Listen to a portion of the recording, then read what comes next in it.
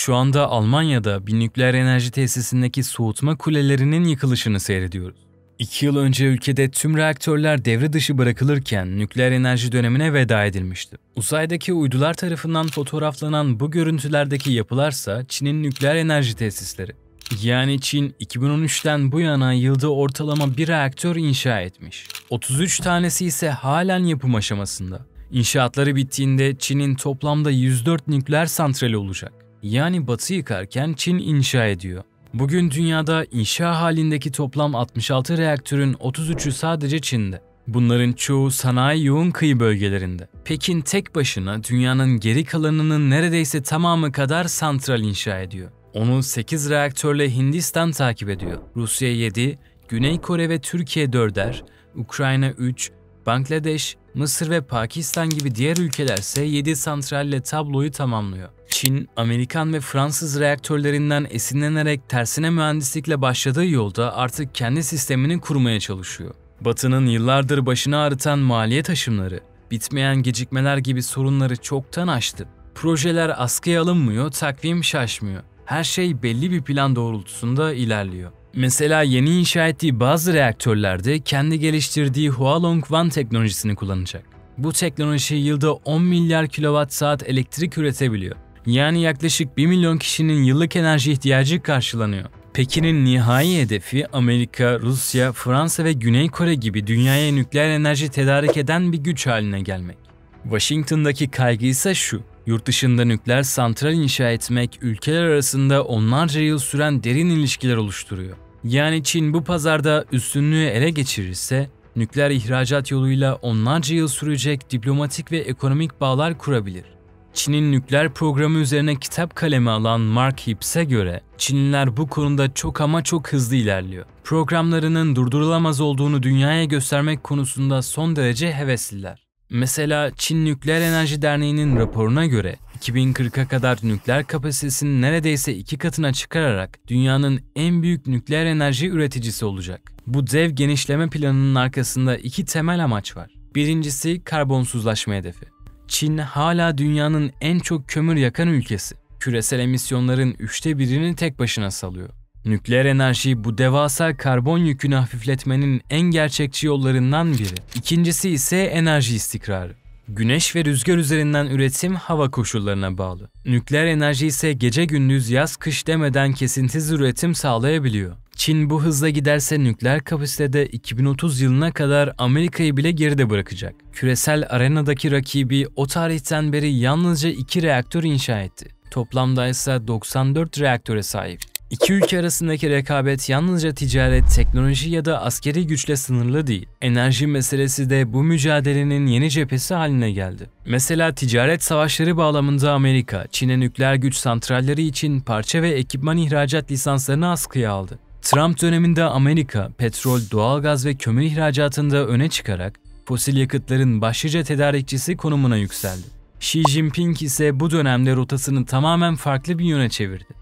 Güneş panelleri, rüzgar türbinleri ve batarya üretiminde açık ara dünya lideri oldu. Pekin, yenilebilir enerjiyi geleceğin trilyon dolarlık endüstrisi olarak görüyor. Ancak mevcut süreçte yeniden sahneye çıkan alansa nükleer enerji.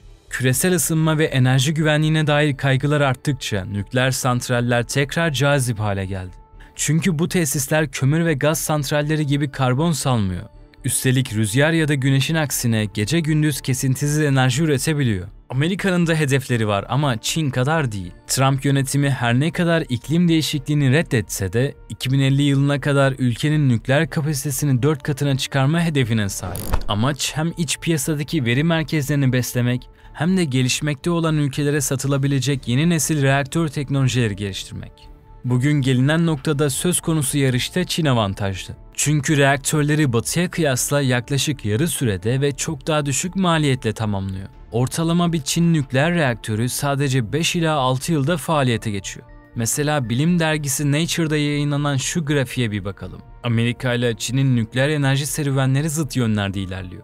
1970'lerde nükleer gücün öncüsü Amerika'ydı. Ama yıllar geçtikçe bu öncülük yerini gecikmelere, maliyet krizlerine ve bitmek bilmeyen inşaatlara bıraktı. Bugün her yeni reaktör projesi bir mühendislik başarısından çok bir ekonomik kabus gibi görülüyor. Grafikler de bunu söylüyor. 1960'lardan bu yana Amerikan nükleer santrallerinin inşaat maliyetleri sürekli artmış durumda. Son projelerde bu rakam watt başına 15 doları aştı. Bunun en somut örneği Georgia'daki Vogtle santrali. Şu ana kadar sadece 2 reaktör tamamlanabildi. İnşaatı 11 yıl sürerken toplam maliyette 35 milyar dolar oldu. Aynı dönemde Çin bambaşka bir rota izledi.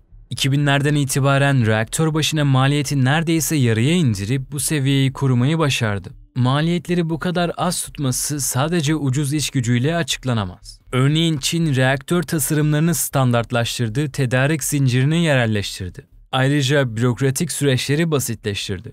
Nükleer santral inşaatını adeta bir seri üretim hattına çevirdi. Peki bu başarısının arkasındaki sırlar ne? Tabii ki başlangıç noktası devlet desteği. Ülkedeki 3 büyük nükleer şirketi devletin düşük faizli kredilerle destekleniyorlar. İşin finansman kısmı genellikle toplam maliyetin 1/3'ünü oluşturuyor.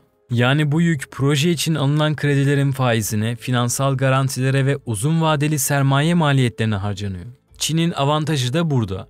Devlet hem kredi veriyor hem de bu kredilere kefil oluyor. Dolayısıyla faiz maliyeti düşük, geri ödeme baskısı da yok. Bu da projenin genel maliyetini ciddi şekilde düşürüyor. Ayrıca Çin, enerji şebekesi işletmecilerine nükleer santrallerden üretilen elektriğin bir kısmını belirlenmiş karlı fiyatlardan satın alma zorunluluğu getiriyor. Yani devlet diyor ki, bu santral ürettiği elektriği satmak için müşteri aramak zorunda kalmayacak. Sen o elektriği şu fiyattan alacaksın. Böylece santral sahibinin geliri garanti altına alınmış oluyor.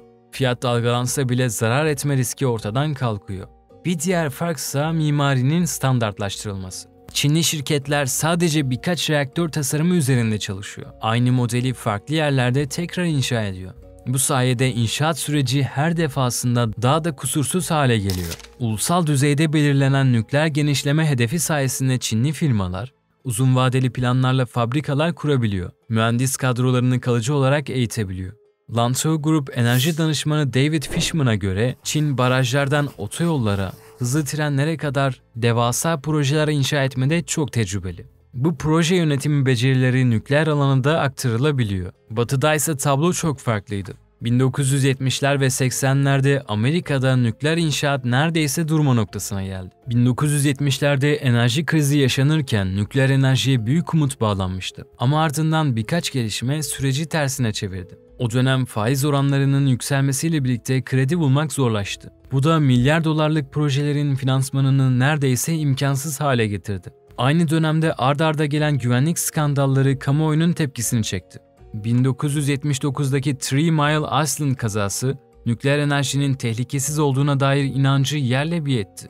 Halkın baskısı büyüyünce hükümet ve denetleyici kurumlar güvenlik standartlarını sertleştirdi. Bu da her proje için yeni raporlar, yeni izin süreçleri ve yeni gecikmeler demekti. Bir başka büyük sorunsa standartlaşma eksikliğiydi. Özel şirketler her projede yeni bir tasarım denemeye kalktı. Yani her reaktör bir öncekinden farklıydı. Her yeni model yeni mühendislik planları, yeni testler ve yeni onaylar gerektirdi. Bu da süreci hem yavaşlattı hem de maliyetleri öngörülemez hale getirdi. Peki Amerika tüm bunlar karşısında nükleer reaktör üretme hızında Çin'i yakalayabilir mi? Artık hem cumhuriyetçiler hem de demokratlar nükleer enerjiyi destekliyor. Ama Amerika Çin gibi merkezi planlamayla değil, özel sektörün yenilik gücüne dayanarak ilerliyor. Google, Amazon ve Meta gibi teknoloji devleri, veri merkezlerinin enerji ihtiyacını karşılamak için küçük ve ucuz nükleer reaktörlere yatırım yapıyor. Ancak bu projeler henüz deneme aşamasında ve 2030'lardan önce devreye girmeleri beklenmiyor. Trump döneminde izin süreçlerini hızlandırma girişimleri oldu ama bu da tartışmalara sebep oldu. Çünkü güvenlik denetimlerinin gevşetilmesi riskli bulunuyor. Ayrıca Amerika büyük reaktör parçaları üretecek sanayi altyapısını büyük ölçüde kaybetti. Kısacası çok sayıda küçük ve yenilikçi reaktörle geleceğe oynamaya çalışıyor. Çin ise az ama büyük, standart ve hızlı inşa edilen santrallerle ilerliyor. Uzmanlara göre Amerika'nın sorunu fazla tasarıma ve teknoloji hayaline bel bağlaması. Oysa asıl ihtiyaç sabit finansman, güçlü altyapı ve net bir devlet stratejisi. Amerika'nın rakibi Çin'in nükleer programı 1950'lerde askeri hedeflerle başlamış olsa da 1980'lerden sonra sivil enerji üretimi de ön plana çıktı. Öğrenen devlet modeliyle dış teknolojiye dayanarak kendi reaktörünü tasarlayan ender ülkelerden biri. Artık nükleer enerjiyi yalnızca kendi enerji ihtiyacını karşılamak için değil, dünyanın enerji tedarikçisi olmak için kullanıyor. Pakistan'da 6 reaktör inşa etti. Afrika ve Orta Doğu'da yeni projelerse sırada. Bu hırsın bir başka boyutu da teknoloji üstünlüğü. Çin, 4. nesil dediği yeni reaktörlerle sadece elektrik değil, aynı zamanda sanayi tesislerine ısı ve buhar sağlayan çok amaçlı sistemler geliştiriyor. Bu model enerji verimliliğinde yeni bir sayfa açıyor. Ayrıca uranyuma daha az bağımlı olacak toryum reaktörleri ve kullanılmış nükleer yakıtı yeniden işleyen sistemler üzerinde de çalışıyor. Yani uzun vadeli kaynak sıkıntısına şimdiden çözüm arayışında. Çin artık sadece kendi enerjisini üretmekle kalmayıp onu ihraç eden bir süper güç olma yolunda gün geçtikçe ilerliyor. Eğer Amerika hazırlıklı olmazsa geleceğin nükleer pazarında seyirci konumunda kalabilir. Şu anda Almanya'da bir nükleer enerji tesisindeki soğutma kulelerinin yıkılışını seyrediyoruz. 2 yıl önce ülkede tüm reaktörler devre dışı bırakılırken nükleer enerji dönemine veda edilmişti. Uzaydaki uydular tarafından fotoğraflanan bu görüntülerdeki yapılarsa Çin'in nükleer enerji tesisleri. Yani Çin 2013'ten bu yana yılda ortalama bir reaktör inşa etmiş.